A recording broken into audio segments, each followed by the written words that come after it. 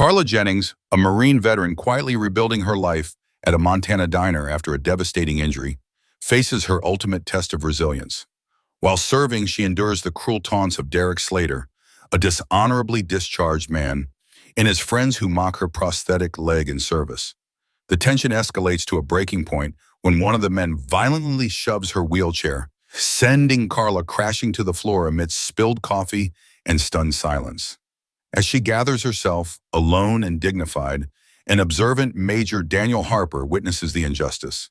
This moment of profound dishonor sets a powerful chain of events into motion, promising a turn the taunters won't expect.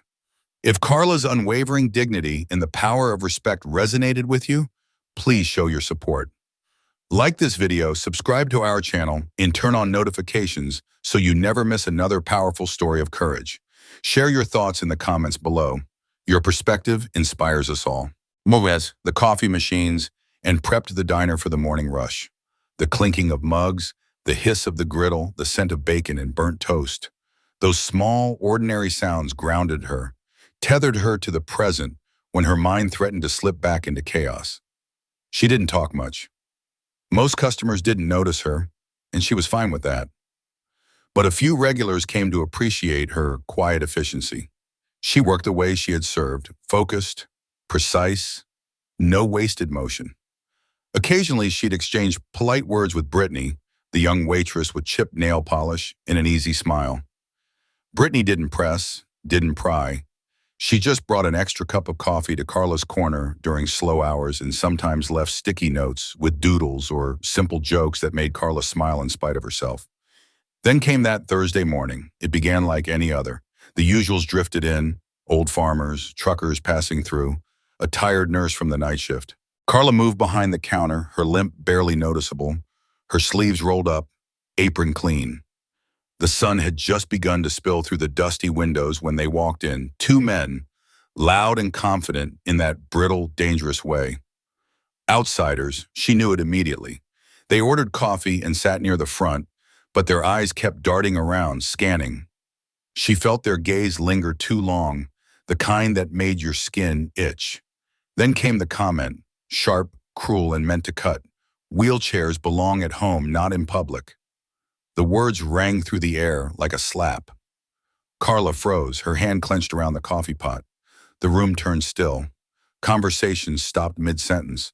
Forks hovered halfway to mouths, but no one said a word. And then, one of them stood, moved behind her chair, and shoved. It wasn't a playful nudge. It was violent, deliberate. Her chair tipped. She hit the floor hard. Hot coffee splashed over her lap, soaking through her jeans. Her prosthetic leg twisted painfully. The fall jolted her wallet loose. It hit the floor and flipped open. Out fluttered a single photograph, the edges frayed with time. Her dress blues, crisp and proud. Her back straight. Her unit beside her, faces sharp with youth and duty. The image floated to the ground like a flag in slow motion. No one moved. No one helped. The laughter from the men cut through the silence, jagged and mean. Carla dragged herself up, jaw clenched, lips pressed tight against the pain. Her arms shook as she gripped the counter for support, brushing the photograph into her hand before tucking it back into her wallet. Her breath came in short, shaky bursts, but she said nothing. She didn't look at them, didn't give them the satisfaction. She simply got back on her feet and kept working. The rest of the diner pretended to return to normal. Conversations resumed in awkward murmurs. Plates clinked, but the air felt heavier, ashen, ashamed. 30 minutes later, the growl of a military Humvee echoed outside, its unmistakable engine rumble slicing through the midday hush. 3 Marines stepped through the door. They didn't speak. They didn't need to. Their uniforms were sharp, boots polished, postures rigid with silent purpose. They scanned the room, and in that moment, everything shifted. The tension drained from Carla's shoulders. Not completely, but enough. The weight lifted just a little. The men in the booth suddenly found their hands trembling around their coffee cups. Their arrogance wilted beneath the quiet authority standing before them. No fists were raised. No voices shouted. The Marines simply stood there, a wall of presence, a statement written in discipline and steel. Carla didn't look up. She didn't need to. She knew what this was. Shona, Oklahoma was far behind her, but her story had traveled with her. She had never asked for a moment like this, never sought recognition. But it came, not in medals or ceremonies, but in the quiet arrival of people who understood what it meant to fall and still rise. She had worn the uniform with pride, bled for it, lost parts of herself in its name. Now, even in a small Montana diner with chipped paint and a flickering neon sign, that legacy stood beside her. And that, somehow, made all the difference. She flicked on the lights and moved through the silent kitchen with the precision of a soldier conducting final checks before an inspection. Chairs came down from tables in neat rhythm. The coffee was brewing. The blinds were pulled open. Everything in its rightful place. The regulars arrived like clockwork.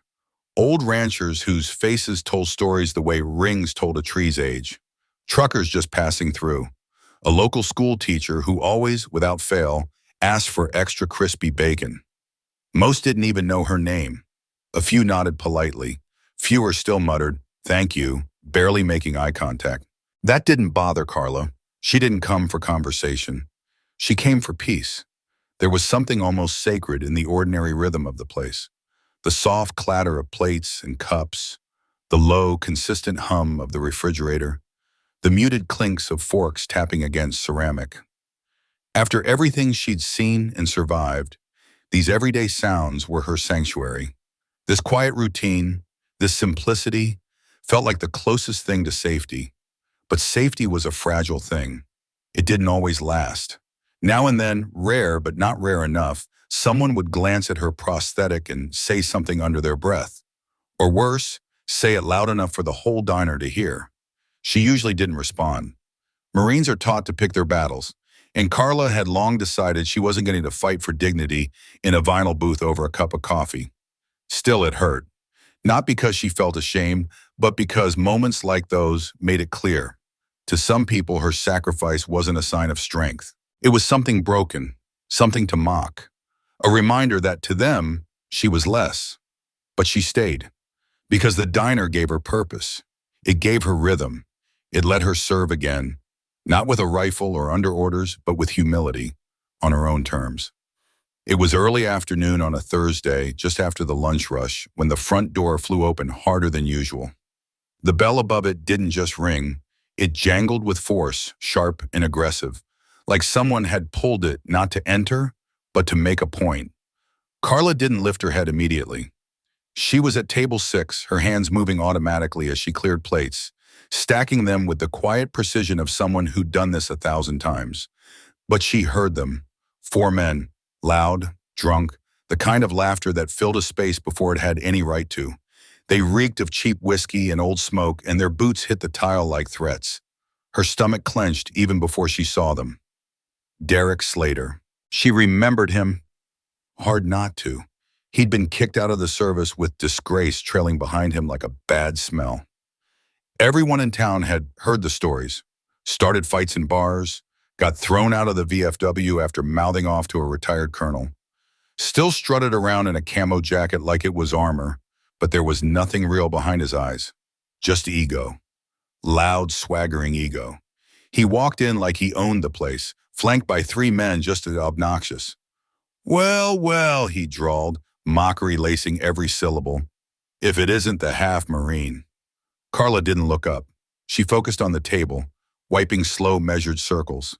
Inhale, hold, exhale. She reminded herself she didn't owe this man anything, not even a reaction. "She's still serving food?" Derek said loudly, voice thick with disdain. "Thought the health department had rules about busted limbs." Some diners looked over, then quickly away. The air changed. Heavy now, awkward, uncomfortable. Brittany, the younger waitress behind the counter, froze halfway through pouring a cup of coffee. Carla stood upright and walked toward them, her notepad in hand, expression unreadable. "Can I get you gentlemen something to drink?" she asked, voice even and polite. Derek flopped into a booth like a man trying to claim territory, arms spread wide, legs pushing into the aisle like he dared someone to trip. "Sure, Wheels," he sneered. "Roll on over." The others laughed, not because it was funny, but because cruelty likes company.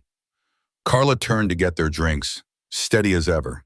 But behind her, Derek leaned in toward his friends and spoke louder than necessary, his voice soaked in spite. Bet she lost that leg filing paperwork in the green zone. Real hero, huh? That one hit a nerve, deeper than she expected. Still, she didn't stop, didn't break pace. She returned and placed their menus on the table with clean, deliberate movements. Today's special is meatloaf, she said, her voice flat but controlled. Perfect, Derek sneered. Matches the company, soft and full of leftovers. More laughter, sharper this time, bouncing off the walls, growing like mold in silence. Carla wheeled away without flinching, her dignity intact, but something inside her had begun to smolder.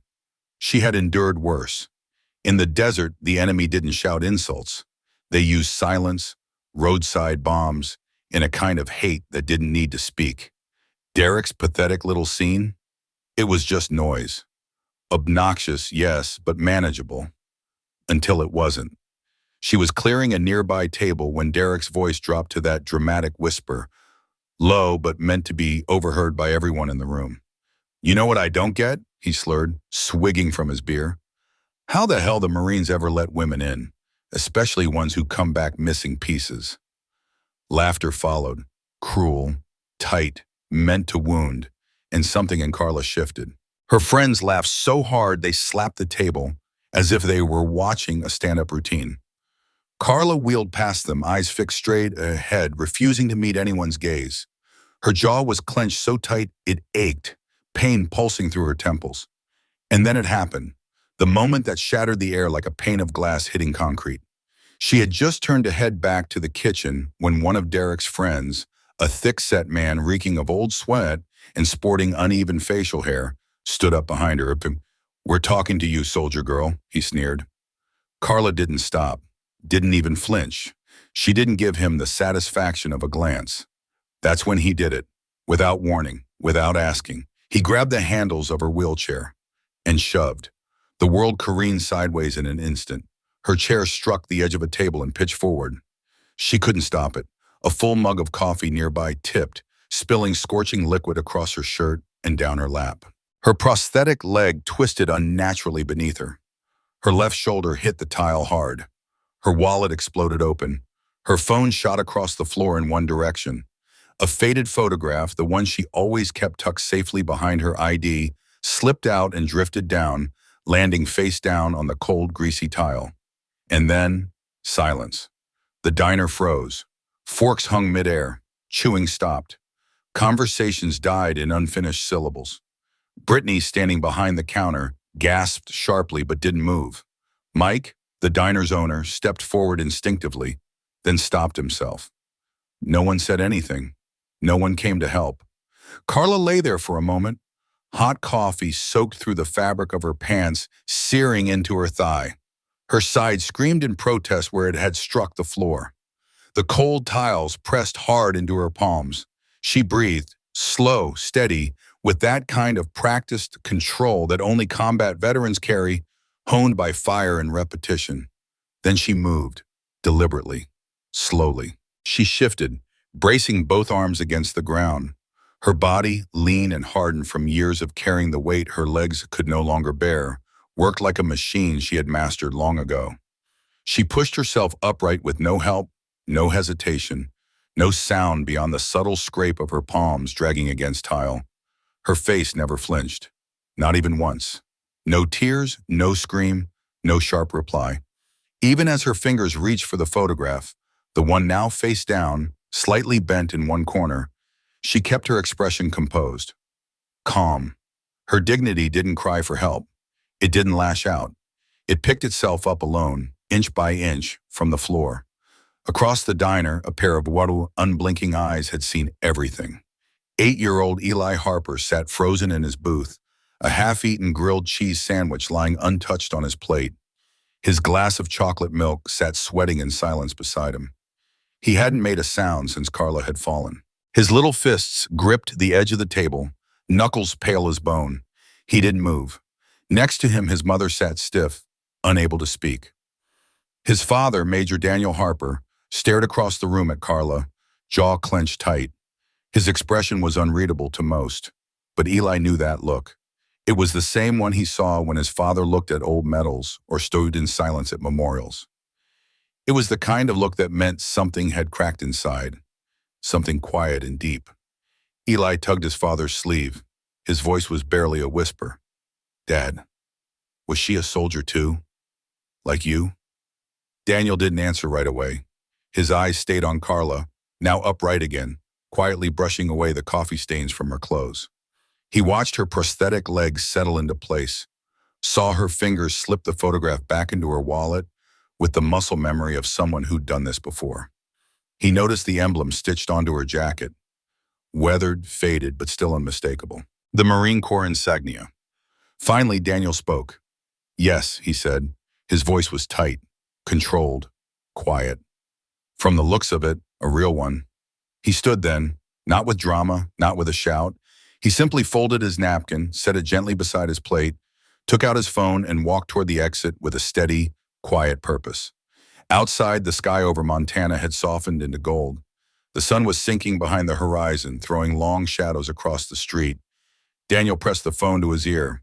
When the call connected, his voice was low but firm. "Hey, it's Harper." A pause. "Yeah, I need a favor." His tone never rose, but the weight behind his words was unmistakable. "I'm at a place called the Welcome Home Diner. One of ours is here, Carla Jennings, Staff Sergeant, Marine Corps. I just witnessed something that never should have happened. She's okay, but it was bad, and she didn't deserve it." He paused, looked back at the door. She didn't say a word. "That's why I'm calling, because someone should." Then he hung up. Daniel stood there a moment longer, the light shifting across his features. Then, without a word, he turned and walked back inside. Eli looked up as his father returned. His eyes were still wide, searching his father's face for some kind of answer or assurance. Daniel gave him a nod. Not the kind adults to make kids feel safe. The kind that says something has changed, that something has just begun. The diner was quiet again, but it wasn't the kind of quiet that brought peace. It was the heavy, breathless silence that settles after something awful has happened, and everyone tries to pretend they didn't see. She sat back in her wheelchair at her usual corner table, soaked from the rain, her clothes clinging to her skin in cold, damp patches. Her prosthetic leg was still askew, bent awkwardly, slightly twisted, but she made no move to adjust it. She didn't care. Her hands lay quietly in her lap, her eyes fixed on the fogging glass of the diner window. Tucked securely back in her wallet was the photo, creased at the edges but sacred. She hadn't even looked at it again. She didn't need to. The laughter from Derek's booth had died out minutes ago, though its echo lingered in the smug glances that drifted through the room like the tail end of cigar smoke, faint but foul. Then something changed. The atmosphere shifted. A deep mechanical growl rolled through the air outside, low and rumbling, louder with each passing second. Not the kind of engine you'd expect in a quiet diner parking lot. It was something built for sand, for conflict, for war, not pie and refills. Every head turned toward the large window as a tan, dust-covered military Humvee pulled to a sharp stop in front of the Welcome Home Diner. It didn't cruise in slowly or circle for parking. It halted with deliberate intent. The engine shut off. A second passed. The driver's side door opened, and they stepped in. 3 Marines. First was a tall, broad-shouldered gunnery sergeant with gray in his hair and steel in his spine. A limp shadowed his walk, his weight leaning slightly on a polished oak cane that tapped the diner floor in steady rhythm, like a metronome for justice. Behind him came a younger Marine, a clean-cut sergeant, his stride exact and quiet. In front of him, he pushed an empty wheelchair, gleaming ready. Last was a woman, a Marine captain. Her uniform was sharp, her boots gleaming.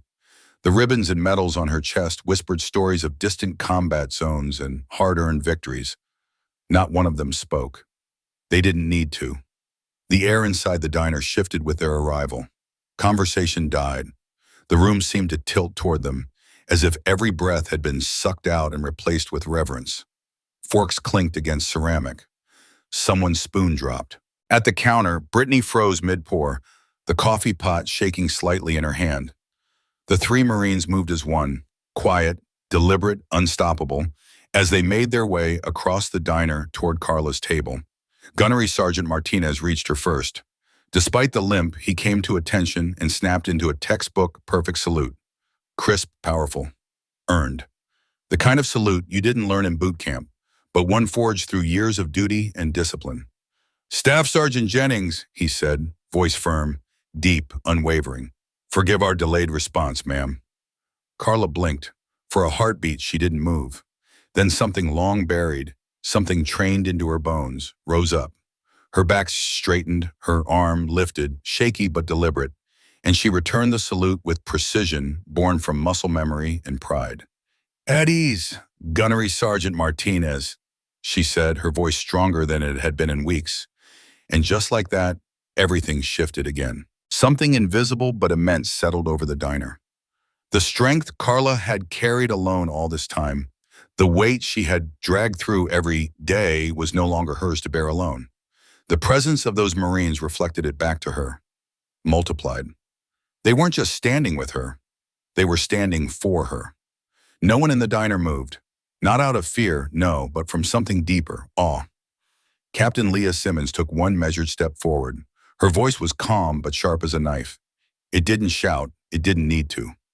We received a call, she began, her gaze scanning the diner slowly, pointedly, from a fellow officer who witnessed a decorated combat veteran in a wheelchair assaulted by civilians. We're here in response. Her eyes stopped, cold, locked on Derek Slater and the men at his booth. A silence louder than any engine settled. The man who had shoved Carla now sat hunched over, his fingers tracing the sweating glass in front of him as if it held answers. Derek's jaw clenched tight, but he said nothing. His usual smirk had evaporated, stripped away by a force even he couldn't swagger through. Gunnery Sergeant Martinez turned back to Carla, his voice lower, more personal now. With all due respect, Staff Sergeant, he said, what happened here? That wasn't nothing. That wasn't just disrespect. That was dishonor. From the back corner of the diner came the sound of a chair shifting. An elderly man stood slowly. A worn Korean War veteran cap rested on his head. His back, once bent with age, straightened as if history itself pulled him upright. Beside him, a middle-aged woman with a silver Air Force pin on her collar rose without hesitation, her expression grave. Then 3 more men stood from a nearby table. Civilians in clothes that didn't scream military, but their posture told another story. Their bearing spoke of barracks, of service, of battles fought in silence.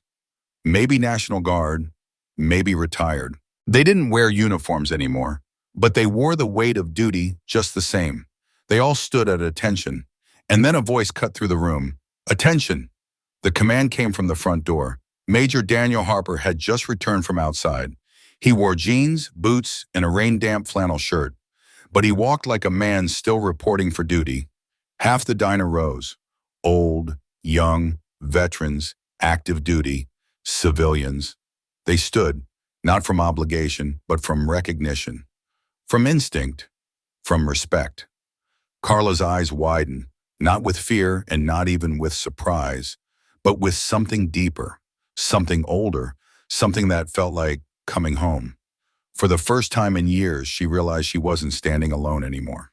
All around her, the last customers in the diner had risen to their feet, standing silently, not because they were told to, but because they understood. And in that quiet gesture of shared respect, something deep inside her chest, something that had been wound so tight for so long, began to unwind. She had lived through countless days marked by quiet endurance, pushing forward, walking when she could, rolling when she couldn't, standing tall even when the weight felt unbearable. But now in this modest roadside diner in Montana, of all places, she found herself surrounded by strangers who had become silent witnesses and Marines who now felt like family. And within that moment, she felt something she hadn't allowed herself to feel in far too long. Relief. Captain Simmons gave a subtle nod to the waitress. 4 coffees, black. Brittany, still wide-eyed but steady, rushed to carry out the order. Her hands moved quickly now, not from nervousness, but from a quiet sense of respect. The 3 Marines joined Carla at her corner booth, as if it were second nature, as if they'd been doing it for years. Gunnery Sergeant Martinez leaned his cane gently against the seat and folded his hands together. Sergeant O'Connor parked the extra wheelchair beside Carla's and gave her a light, respectful smile. "In case you wanted options, brother," he said. Carla nearly smiled. They spoke the way Marines do. Not about medals or wounds, but about sandstorms, terrible rations, and absurd memories that only made sense when the world around them was falling apart. They laughed a little, not loudly, not for show. They spoke in clipped shorthand, a language born from shared experience and forged in places most people couldn't imagine. It wasn't dramatic, it was real. And for Carla, that meant everything. "Remember Hellman?" Martinez said, leaning back. "When the convoy took a wrong turn and you rerouted us using the stars?" A faint smirk touched Carla's face. "Stars and stubbornness," O'Connor added with a grin, "kept us breathing. That's a fact." Captain Simmons leaned forward slightly, his voice calm, his eyes steady. "You didn't just serve," he said. "You led. That matters." Carla looked down at her coffee, watching the steam curl into the air. "That life's behind me." "With respect," Simmons said softly, "the Corps doesn't leave you behind, and it never forgets." Around them, the diner gradually came back to life. Plates clinked again. Quiet conversations resumed. But the atmosphere had shifted. People weren't looking at Carla with sympathy anymore. They were looking at her with something entirely different: pride.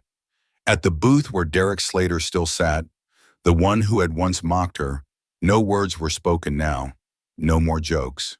Just a heavy, uncomfortable silence. Carla took a slow sip of her coffee. It tasted stronger today. Like grit, like resolve, like strength. Exactly 1 week later, something changed at the Welcome Home Diner. There was no announcement, no ribbon cutting, no big ceremony. Just a quiet morning when instead of the flickering neon, a new sign had been installed out front. Hand-painted, bold and proud, it now read, "Diner of the Brave. Every soldier has a place here." But it wasn't just a sign, it was a shift in spirit, a change in the air. Inside, the booth remained the same. The coffee still had that too-strong bite, and the bacon kept its perfect crisp, but something new had taken its place along the far wall. A veteran's wall of honor. Dozens of framed photographs had appeared. Some showed men and women in uniform, young and old, smiling in ways only soldiers do. Tired, knowing, and proud. Korea, Vietnam, Desert Storm, Afghanistan. Every branch of service was represented. Beneath each photograph was a simple inscription: name, rank, and years of service. And at Carla's usual corner booth, something else had been added. A small brass plaque had been fixed to the table permanently. It read, "Reserved for veterans in honor of Staff Sergeant Carla Jennings." She hadn't asked for it. She hadn't even known it was coming. That morning, she had rolled into the diner just like always, and when she saw the plaque, she simply stared. For a moment, she didn't know whether to laugh or cry. Then she quietly placed her coffee cup down, reached out, and touched the plaque with her fingertips. She nodded softly, to no one in particular. From that day on, something quietly beautiful began to unfold. Veterans who had once passed through town without a word now made it a point to stop by. Some were older, veterans of Korea and Vietnam, wearing faded hats with frayed patches, carrying stories they'd never told aloud. Others were younger, fresh from deployment, still unsure of their footing, still searching for a place where they belonged. And here they found it. They weren't just uniforms anymore, they were people. And that truth found a quiet home in that corner booth. Carla Shea kept showing up for her shifts, just as she always had. She still folded napkins with care, still poured coffee with practiced ease. But now, something was different. She wore her Marine Corps pin on full display, not as a badge of pride, but as a quiet signal. You're not alone. Even Rick Lawson, the diner manager who once told his staff to steer clear of controversy, began to change. Something in him had shifted. He started greeting veterans by name when they walked in. The usual ball cap he wore was replaced by a neatly pressed, knee-pressed shirt and a small American flag pin on his collar. He began offering military discounts. Not because someone pressured him to, but because in his heart, it finally felt like the right thing to do. And the booth where Derek Slater and his friends had once laughed and mocked Carla, it stayed empty, not because people were afraid to sit there, but because they chose not to, out of respect. The whole town had come to understand something essential. You do not dishonor those who have served. Not here, not ever again. Carla never set out to be a symbol. She didn't crave attention. She certainly never sought out admiration. But after that day, after the plaque was unveiled, after the salute, after the wall of names honoring veterans, people began to see her differently. And slowly, she began to see herself differently too. It started in small, quiet ways. One night, just before closing, a young soldier stepped uncertainly into the diner. He carried the unmistakable nervous weight of a first deployment. His shoulders were tense, his eyes flicked around the room like he wasn't sure he belonged. He stood awkwardly at the door, gripping his cap in both hands, hesitation written all over him. Carla noticed. She always noticed. Rolling over in her usual booth, she looked up at him with a soft gaze. "First time shipping out?" she asked gently. The young man gave a quiet nod. "Grab a seat," she said, gesturing to the space across from her. "Coffee's decent, but the company's better." He sat down, grateful. They didn't talk much at first, just quiet sips from warm mugs and the occasional shared glance. But there was something in the silence, something steadying. And when he finally got up to leave, he looked lighter somehow. Less alone. Word spread. Before long, Carla's booth became more than just a table. It became a place, a post, a refuge. Young recruits came to steady their nerves. Older veterans came to reflect. And civilians came to do something new. They came to listen. Not just hear, but listen, maybe for the first time in their lives. Then one day the local high school reached out. They were organizing a Veterans Appreciation Week and wanted someone to speak. Carla almost declined. Public speaking had never been her thing. She was a woman of action, not speeches, but something tugged at her. So she said yes. When she stepped onto that stage, facing a sea of teenagers in the school auditorium, she didn't talk about war. She talked about duty, about discipline, about the weight you carry when someone else can't carry theirs. She told them, the uniform doesn't make you a Marine. It's what you do when no one's watching. It's standing back up when the world knocks you down. It's choosing to serve when you have every reason to walk away.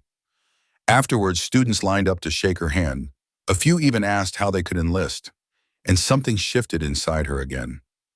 The pain was still there. The limp that she sometimes disguised with a joke. The memories that still surfaced in quiet moments. The scars that no one else could see. Those things hadn't gone anywhere.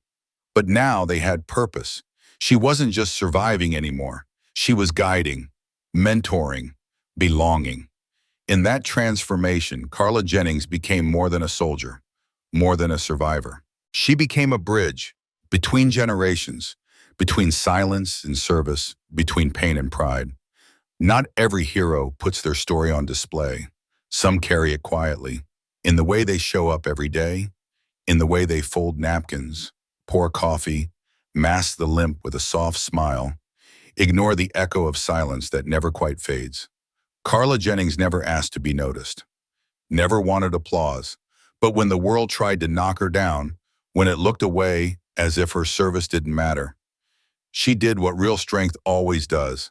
She stood back up, with grace, with grit, with a kind of dignity that didn't need to speak loudly to be heard. What happened at that diner didn't just change Carla. It changed the town. It changed the people in it.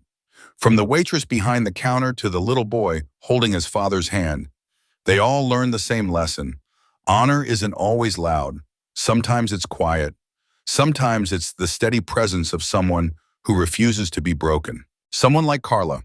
And her story, it's not just about one woman sitting in a diner. It's about something far bigger. It's a reminder of who we really are when no one's expecting us to show up. In the rush of modern life, it's far too easy to look the other way. We convince ourselves that someone else will say something, someone else will intervene. But each time we remain silent in the face of disrespect, whether it's a rude comment, a dismissive glance, or outright cruelty, we give it permission to echo louder. Disrespect grows in the absence of resistance. And yet, even the smallest act of standing up, a quiet word of isha, a supportive look, a hand offered to help, can serve as a reminder that basic human decency still holds weight. We walk past people every day, barely noticing them. But how many of those strangers are carrying unseen burdens? A limp that tells a story of injury or pain. A scar hidden beneath a sleeve or across the heart. A silence so deep and steady, it speaks louder than any words ever could. These aren't just random faces in a crowd. They are survivors, veterans, caregivers, the broken and the brave. Not every hero wants the spotlight. In fact, most shy away from it. They don't need parades or headlines.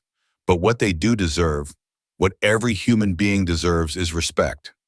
Quiet, unwavering, unconditional respect. And now it's worth asking, have you ever stepped forward for someone, even when it was hard or awkward? Have you found yourself in a moment where you were the only one standing between someone and their humiliation? Or maybe you've been on the other side, left alone, feeling small, wishing anyone would have cared enough to say, that's not okay. If you've lived either of those moments, your story matters. Share it. You never know who needs to hear it, who might draw strength or comfort from your truth. If this message stirred something in you, grief, pride, rage, or a sense of quiet hope, don't let it fade. Show that it matters. Hit like, subscribe, turn on notifications so you'll never miss a story that speaks to what really counts. And most importantly, if you believe that no one's dignity should ever hinge on their appearance, status, or story, type the word respect in the comments. Because dignity isn't a trend, it's a right.